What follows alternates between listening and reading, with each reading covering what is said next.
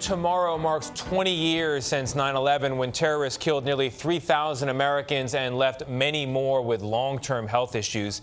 Hillary Clinton visited Ground Zero in Manhattan after the attacks, and she had been sworn in as New York's junior senator just 8 months earlier. On 9/11, she said she hoped the catastrophe would unite the entire civilized world. Former Secretary of State Clinton joins us now. Madam Secretary, good morning to you. I think your hope for a united world came true, if only briefly, and I want to get to where we are today, all these years later. But let's stick with the memories for a moment. You were a new senator in Washington, D.C. on 9/11. When you think back to that day, what stands out to you? Oh, what stands out is the overwhelming sense of devastation and tragedy.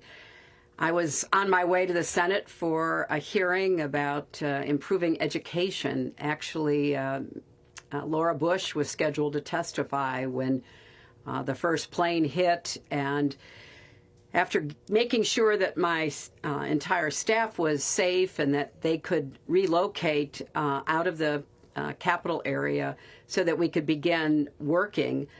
I was on the phone endlessly talking with elected officials in the state, obviously people in Washington, and looking at the television like every American was, glued to the scenes of devastation.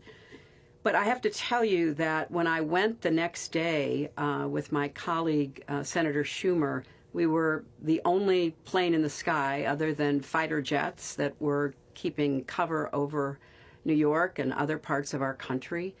We landed at LaGuardia, we took a helicopter, and we circled over Ground Zero.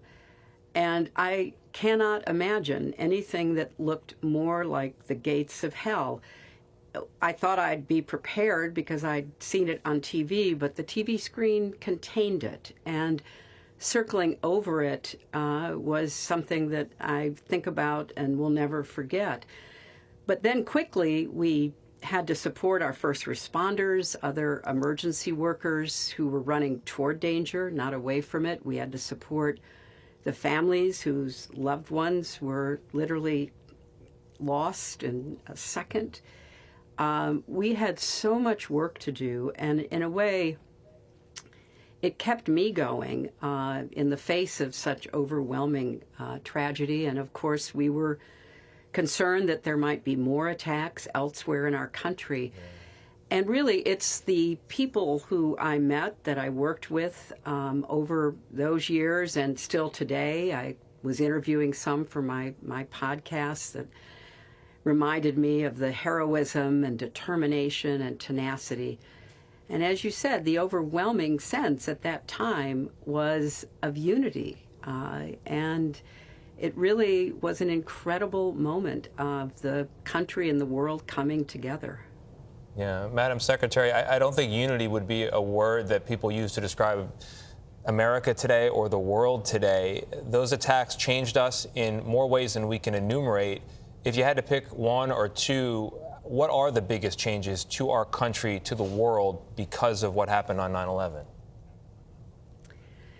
I think that we have to keep in mind that we did have unity then. It means it's possible, and I would hate to give up on it. But clearly we were changed. Once you've been attacked, as we were, we made some smart moves, some not so smart moves to try to protect ourselves and our friends and allies and people across the globe. We also tried, I think, to show our spirit of resolution and resilience. And as a senator from New York working to rebuild Lower Manhattan, I saw that every single day, how people picked themselves up, how people in the midst of incredible grief and loss figured out how they could keep going. So I keep almost this duality in mind, the tragedy, the devastation, the attacks, what we had to do in the immediate aftermath, some of the decisions that were made, but also the way that it lifted us up. And I know we're in a really divided country right now. I understand that completely. But boy, do I wish that we could be reminded of the courage and the resilience and the tenacity and the unity that we all experienced 20 years ago. You know, Madam Secretary, we have a new home here on Times Square, and as thrilled as I am to be here, I admit I'm a little nervous sometimes. I'm looking around more than I normally do. And I think a lot of Americans are concerned about a threat risk here in the United States because of our withdrawal from Afghanistan. Do you share those concerns? I think you always have to be vigilant, Gayle, and certainly that unfortunately comes with living in the world as we know it today. But actually, I am more concerned about internal threats. We always have to be aware of and protect against external threats. But what really is tearing our country apart and threatening our democracy is what we saw on January 6th. And I unfortunately have seen so much of that kind of continuing divisiveness and hatred and ideological attitudes about our democracy, about each other. So, yes, we have to be constantly aware of potential damage, attacks, threats from outside. But I think every American, regardless of where you stand on the political spectrum, should be as worried, if not more right now, about what we're doing to ourselves. You know, we can take anything, we can overcome anything, we can come back from anything if we're united. But if we are going to continue to hate each other, scapegoat each other, try to undermine each other, go after our institutions, our voting system, then we are putting ourselves at great risk. And that's what keeps me up at night these days. Yeah, you raise a very good point already. There's discussion on whether we should put the barbed wire back up at the Capitol. People aren't thinking about that for no reason. Yeah. Make a very good point. Yeah. And here we are, one day well, away. Unfortunately, we've got another gathering at the Capitol that is supposed to take place, and I guess next week. And honestly, every fair-minded American should want the laws enforced and protect our democracy.